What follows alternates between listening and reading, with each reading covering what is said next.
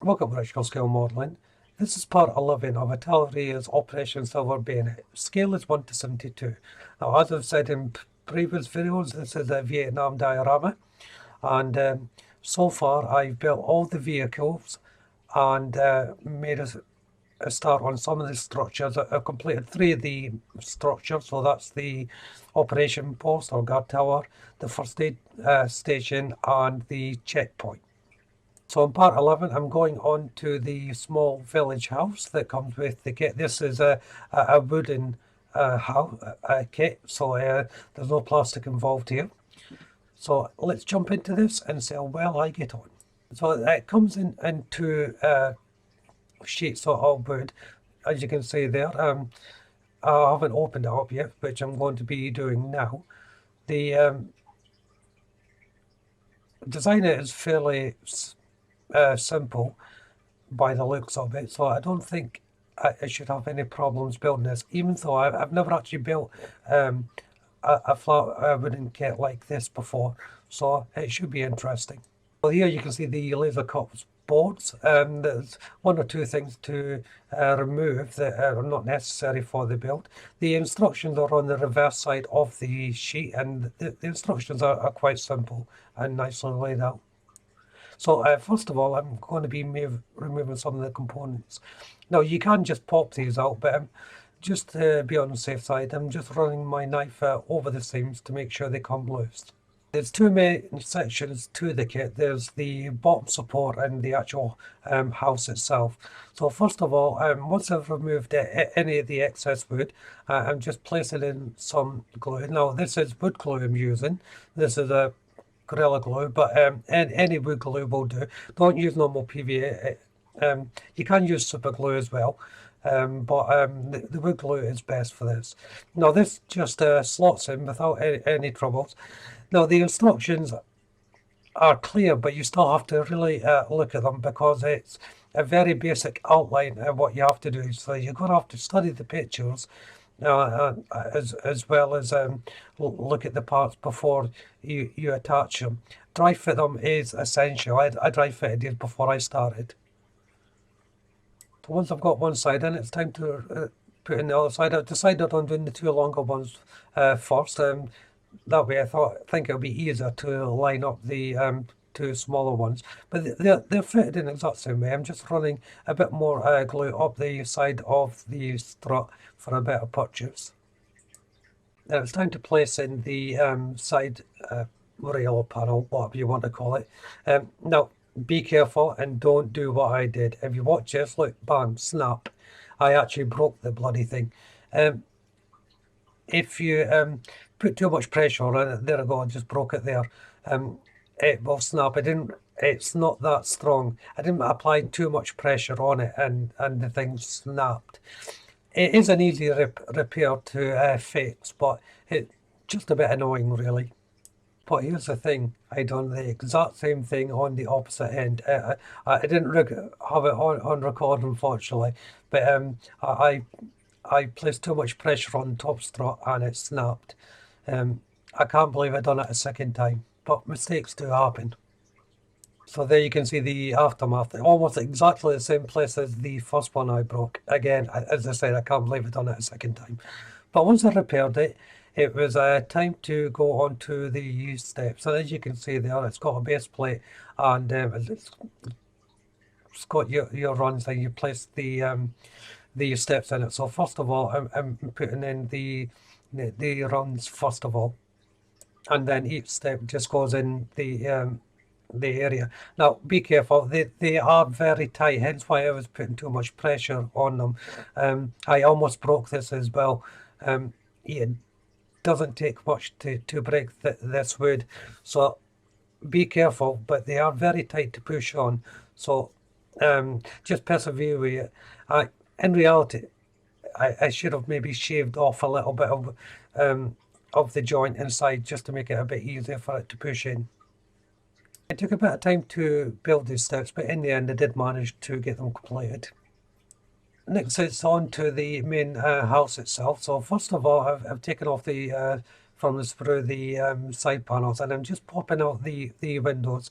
Now you need a pair of tweezers or something for this. They do pop out quite easily, as you can see there. But obviously, I'm being very careful now because I don't want to break any of these window frames. So the instructions say put the gable ends in first, so that's what I'm doing.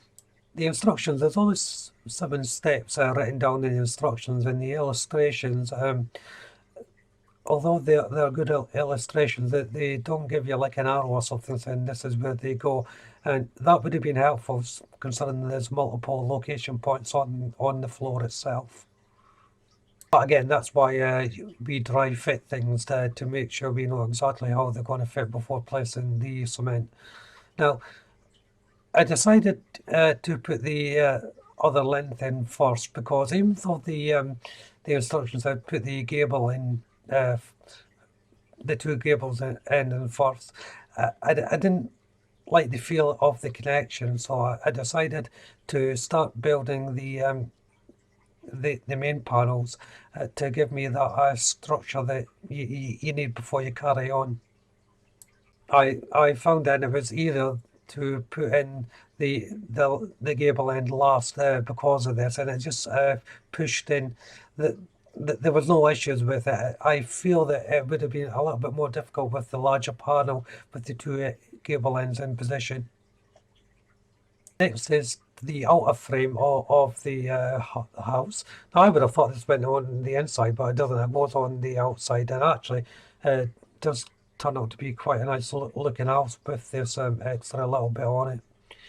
And as I said, they go on the front, and the fit was really nice. You have to make sure they're lined up though, because if you don't, the roof won't fit. So make sure of your location points, and particularly the top ridge there is all lined up properly. And it was the same for the opposite end, of course. It was at this point I realised if I wanted to paint this, I would have to do it now. So I'm using the Humbrol 110 natural wood paint once more. Now, I did think about priming this before painting it, but then I thought I'll see how the paint lies down directly onto the wood, and if any of the pattern comes through from the wood itself, that's probably just going to add to the effect. So that's what I did, and I think it worked. Well, I'm quite pleased with the effect that I got. Now I'm using a very old brush here because I'm using quite a harsh paint method to lay this on, and I'm not going in any particular direction here. I'm basically just dry brushing this paint on, and I'm doing the same with the side panels. Now, I'm probably going to be painting everything on the sprue on the next one to make it easier. I should have thought about that beforehand, actually, but it's a trial and error. As I say, I've never built one of these wooden kits before, so it's I'm learning it as I go along on this one. So once the paint was dry, it didn't take long to dry because it was a dry brush. I simply then placed in the front panel. I was also concerned with the glue would adhere to the paint, the wood glue, but it does. I was surprised, actually. I didn't think it would do because I didn't scrape away any paint like you would do with a plastic kit. So, yeah, I was quite surprised that worked. The little offshoot that sticks out, that's going to be for the veranda, so make sure that, I had to make sure that was lined up with the gable end. Next is the veranda. So first of all is the handrail, and once that goes in, that then rests against the support beams that are sticking from the gable end. I had to hold this for 1 or 2 minutes just to make sure it didn't move. Then after that it was the floor, and as you can see that just clips into it without any issue. It does slope down slightly, but I assume it's meant to do that. Sorry, I said floor, I meant roof. This is the roof part of the veranda. For the main roof, it's an apex structure. The kit has 2 brackets here which you place in first of all. Don't be tempted to try and build this on to the kit, it won't work. So I'm placing one set of brackets on, and then just marrying up the other piece to form that apex. And then once it was almost dry, there's still a little bit of play in it. I applied the glue to the top part of the house.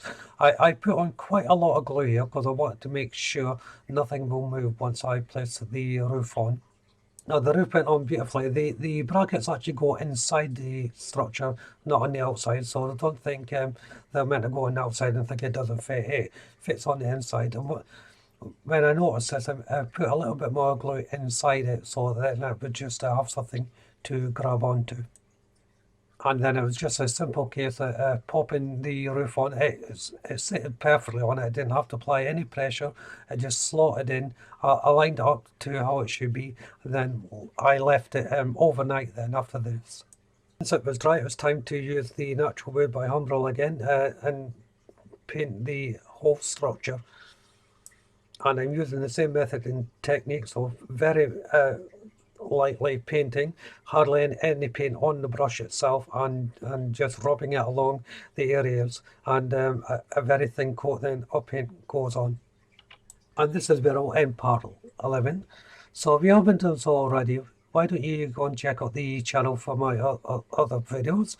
If there's something there that you'd like to see that's not there, give me a shout and I'll see what I can do. Subscribe to the channel please, and if you do so, make sure you hit the notification bell. That way you'll be kept up to date not only with this build but all my other builds as well, of course. Hit the like button, don't be afraid to leave a comment, and of course you can share the video. But for now, thank you all very much for watching. Bye bye.